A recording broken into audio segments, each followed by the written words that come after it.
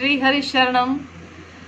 आज 21 जून 2021 को जीवन प्रबंधन की इस विचार श्रृंखला में आज हम एक नए श्रृंखला पर स्वयं को ले जा रहे हैं जिसका नाम है योग। आज अंतर्राष्ट्रीय योग दिवस हम सभी लोग मना रहे हैं, तो क्यों ना हम भी अपने जीवन प्रबंधन के साथ साथ आज परिवार प्रबंधन के विषय पर चर्चा करें।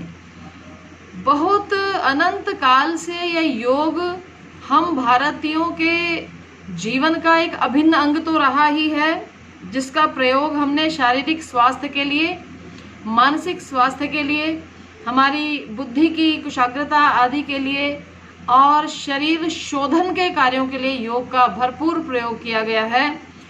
और योग की विधा को ही अपना जीवन, एकमात्र योग विधा को ही अपना जीवन मान करके चलने वाली भी बहुत प्रकार की हमारे यहाँ पर परंपराएं हैं, जिनमें शैवनाथ परंपराएं आदि आती हैं, जो केवल योग के आधार पर ही जीवन को जी रही हैं। परंतु एक साधारण मनुष्य ने भी अपने जीवन में कुछ न कुछ मात्रा में योग को अवश्य में ग्रहण किया है। परंतु संभवतः हमने योग को कई बार एक केवल शारीरिक व्यायाम के रूप में या एक फिजिकल ड्रिल के रूप में ज़्यादा प्रयोग किया है, और उसके साथ होने वाले जो अन्य हमारे जीवन के लाभ थे उनको हम पूरी तरह से उनका लाभ उठा नहीं पाए। मान लीजिए कि 56 प्रकार के भोजन बनाकर सामने थाली परोसकर रखी गई है और हम उसके गुण भी गा रहे हैं, उसको देख भी रहे हैं, सुगंधियों का अनुभव भी ले रहे हैं, लेकिन हम उसको न तो खा रहे हैं न पा रहे हैं, उसका लाभ नहीं उठा पा रहे हैं, और थोड़े समय के बाद हम कहते हैं ये तो खराब हो गया, इसे यहाँ से हटा दीजिए। और इसी प्रकार से हमारा जीवन भी योग की बहुत सी चर्चाओं, योग के विषय में बहुत सारी बातें सुनने करने के पश्चात जीवन में हम उसका लाभ कितना उठा पा रहे हैं, इस विषय पर आज हम बात करते हैं। जैसा कि आपने देखा ही आज का विषय है समत्वम योग उच्यते। यह जो योग के विषय में कहा है ना, ये वाणी जो है ये मेरी आपकी नहीं है, ये वाणी है भगवान श्री कृष्ण की। श्री कृष्ण ने एक हमारा जो टाइम टेस्टेड एक महान ग्रंथ जो उन्होंने उनके मुख से जो आविर्भूत हुआ, या यूं कह लीजिए भगवान श्री कृष्ण ने मानव जीवन को जीवन जीने की एक विधा ही श्रीमद् भगवत गीता के माध्यम से प्रदान करी है। तो भगवत गीता में भगवान कृष्ण का ये कहना है कि समत्वम योग उच्यते। यद्यपि बहुत से योग के विषय में बातें समय समय पर कही है, परंतु वे हम उन्हीं के रेफरेंस में बात करते हैं, जैसे कि योगः कर्मसु कौशलम है और अन्य बातें हैं। लेकिन आज हम बात करेंगे समत्वम योग उच्यते, अर्थात evenness of mind is called yoga, अर्थात मन की साम्यावस्था योग कहलाती है। तो यहाँ केवल मन की बात नहीं है, भगवान ने तो समत्वम योग उच्यते का, भगवान कहते हैं इक्वानिमिटी इज योगा। समता के भाव में जीना ही योगी का जीवन है। ये समता, आखिर ये तो आप भी समझते हैं ना, इक्वानिमिटी का अर्थ होता है इक्वल कर देना, बराबर कर देना, समान मात्रा में कर देना। तो समान करने के लिए एक नहीं चाहिए, समान करने के लिए कम से कम 2 वस्तुएं अनिवार्य होती हैं। 2 होंगी तो उनको समान किया जाएगा। और ये जो संपूर्ण सृष्टि जो है ये द्वैतवाद पर टिकी हुई है। यहाँ कुछ भी आप देख लीजिए जोड़े में मिलता है। दिन के साथ रात है, सुख के साथ दुख है, शिव के साथ शक्ति है, एक और हमारा तर्क है, दूसरी ओर हमारे भावना है, तर्क के साथ भावना। तो इस प्रकार से संपूर्ण सृष्टि लगभग जो है वो द्वैतवाद पर टिकी हुई है। और जहाँ पर द्वैत है वहीं पर समस्या है। द्वैत भाव में मान लीजिए एक तराजू है, तो तराजू के जो है 2 पलड़े हैं, बस उस तराजू के जो 2 पलड़े हैं ना, उनको समान बना करके रखना है, उसमें समता के भाव में रखना, इक्वानिमिटी बना करके रखना। ये मानव जीवन का जो है ये लक्ष्य है। जो इसको जीते जी प्राप्त कर जाता है वो जीते जी दोनों गुणों के अंदर समान भाव से जीने वाला हो जाता है। यही समता है, यही योग है भगवान के अनुसार। शारीरिक दृष्टि से देखें तो शरीर के अंदर 3 प्रकार के दोष पाए जाते हैं, जिसमें कि कफ का गुण है, वात पित्त का गुण है। तो वात पित्त और कफ ये 3 त्रिदोष कहे जाते हैं। इन त्रिदोषों की यदि समता इक्वेनिमिटी की स्टेट हम शरीर में प्राप्त कर लेना तो ये हमारा शरीर निरोगी हो जाएगा। कभी कोई रोग उत्पन्न ही नहीं हो सकता यदि वात, पित्त और कफ बैलेंस मात्रा में चलते हैं, समान चलते हैं। आयुर्वेद का ये सिद्धांत है। अच्छा, इसके पश्चात हम बात करते हैं अपने मन की। तो मन के अंदर 3 गुण पाए जाते हैं, सतोगुण, रजोगुण और तमोगुण। ये जो त्रिगुणात्मिका प्रकृति से हम उत्पन्न हुए, तो प्रकृति का यह गुण हमारे भीतर भी प्रवेश कर गया है, सत्व, रजस और तमस का। यदि इन 3 गुणों के अंदर साम्य अवस्था हम बैठा लें तो फिर जीवन जो है वो परम शांत और आनंद की स्थिति में हो जाएगा। अब प्रश्न ये उठता है कि ना तो ये सतोगुण, रजोगुण और तमोगुण हमारी पकड़ में आते हैं, ना ही ये भौतिक हैं, ये दैहिक नहीं है, फिजिकल नहीं है, हम इन्हें देख नहीं सकते, छू नहीं सकते, इनका अनुभव नहीं कर सकते। यह तो केवल तरंगे हैं जो उठती रहती है और हमारे मन को प्रभावित करती रहती है। मन इनसे जब प्रभावित हो जाता है, मन जब इनके प्रेशर में आया हुआ होता है तो फिर वह हमारे शरीर को रोगी करना शुरू कर देते हैं। तो इन 3 चीज़ों को समान करना है, तब हम समत्वम योग उच्चते के इस हमारे लक्ष्य को प्राप्त कर सकते हैं। तो इन्हें समान करने के लिए क्या कोई अन्य ऐसा साधन है जो कि ऋषियों ने बनाया हो, या जो साधन हो जिसे हम पकड़ सकें? तो ये बड़े आश्चर्य की बात है। देखो, मैं बड़ी सरलता से आपको ये बात समझा दूं कि परमात्मा ने इस शरीर के अंदर भी द्वैत के रूप में एक जोड़ा हमें प्रदान किया है, उसे हम पकड़ सकते हैं। और पकड़ने का सीधा सा तरीका जो है ना, वो ये जो आप सामने देख रहे हो ना, नासिका, इस नासिका के अंदर एक ये जो लेफ्ट वाली नॉस्ट्रिल है, एक राइट नॉस्ट्रिल है। इसे हम वाम नासिका छिद्र और दक्षिण नासिका छिद्र ऐसा कह सकते हैं।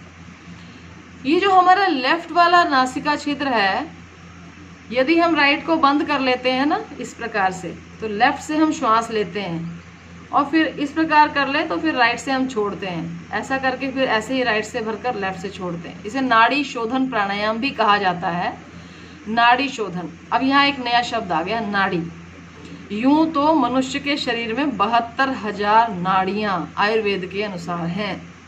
और फिर वही बात है कि ये 72,000 नाड़ियाँ फिजिकल नहीं है, इनको पकड़ा नहीं जा सकता, ना ही हम किसी प्रकार की सर्जरी करके इनको देख सकते हैं। ये तो जब बहुत सूक्ष्मता से हम अपने शरीर के अंतः शरीर के भीतर जब प्रवेश करते हैं, हमारी जब लेवल ऑफ कॉन्शियसनेस इतनी ज़्यादा सूक्ष्म हो जाती है, तब ये पकड़ में आनी शुरू होती है। लेकिन मुख्य रूप से इस शरीर के अंदर 3 नाड़ियाँ कार्य करती हैं।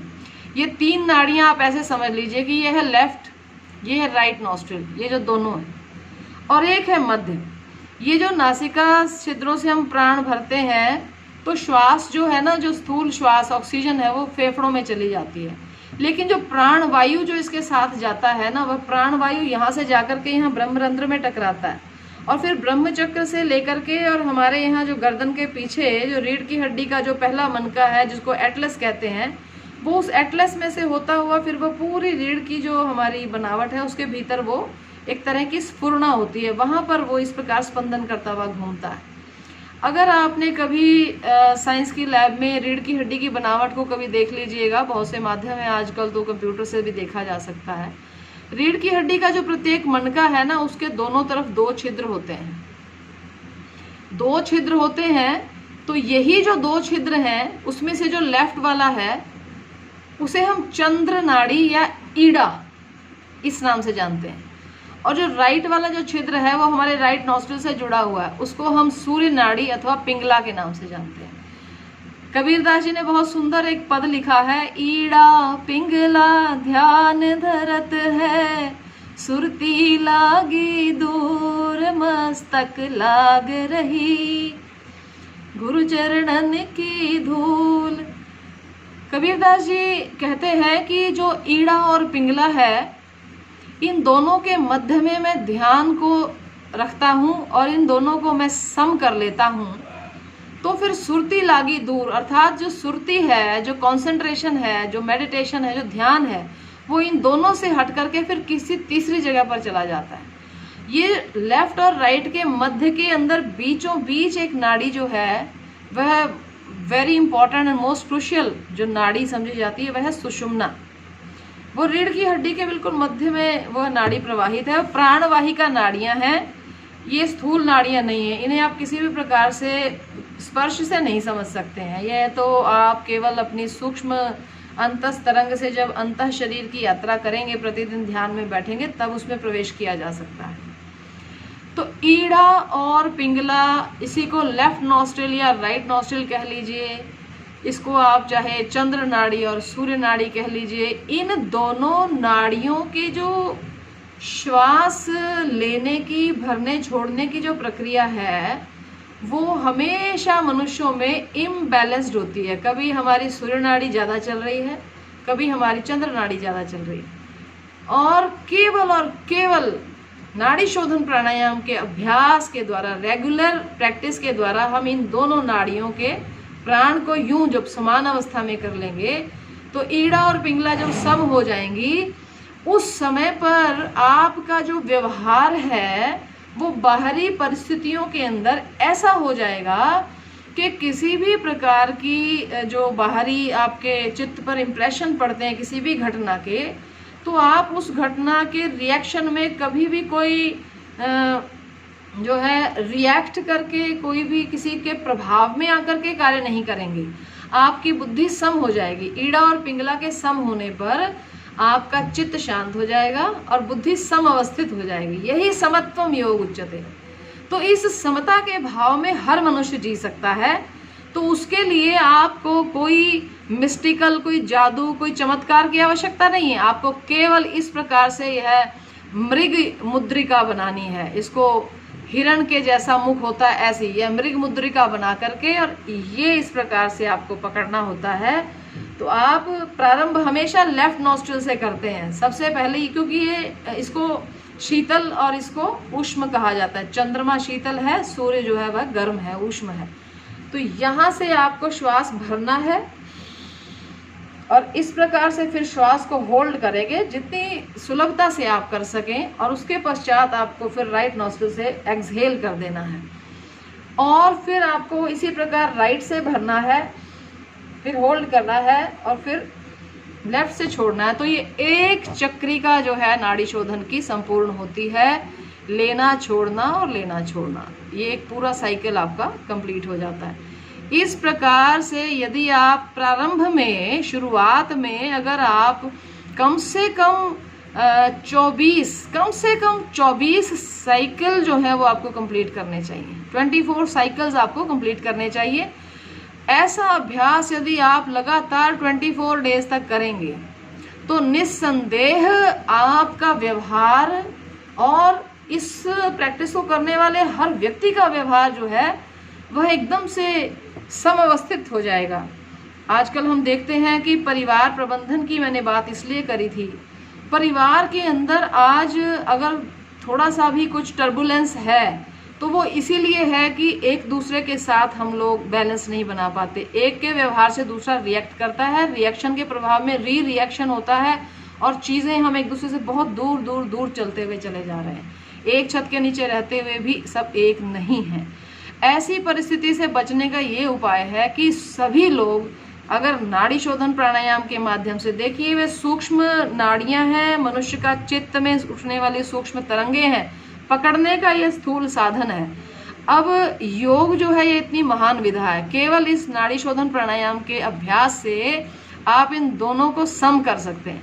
और ये समता जब हमारे जीवन में आ जाए तब हम कहेंगे yoga for wellness. Yoga is a holistic process. ये वेलनेस केवल शरीर के लिए नहीं है, ये हमारे मन के लिए, चित्त के लिए, हमारे व्यवहार के लिए, हमारे बच्चों के साथ व्यवहार के लिए, बच्चों का बड़ों के साथ व्यवहार के लिए, बहू बेटे का आपस में व्यवहार के लिए, और इस प्रकार से संपूर्ण कुटुंब के, संपूर्ण परिवार के एकजुट होकर के एक होने के लिए यह नाड़ी शोधन प्राणायाम, यह योग परम अनिवार्य है। मैं आशा करती हूँ कि आज जो है हमने इतनी बात को सीखा, अपने जीवन में अवश्य उतारेंगे। कल अवश्य में हम योग के एक अन्य विषय को लेकर के आएंगे जिसमें हम बालकों से के संबंध में चर्चा करेंगे। तो आज के लिए इतना ही। हरि ओम तत्सत। परंतु एक बात मेरी याद रखिएगा, करना क्या है, मुस्कुराते रहना। तो प्लीज़ मुस्कुराते रहिएगा। हरि ओम।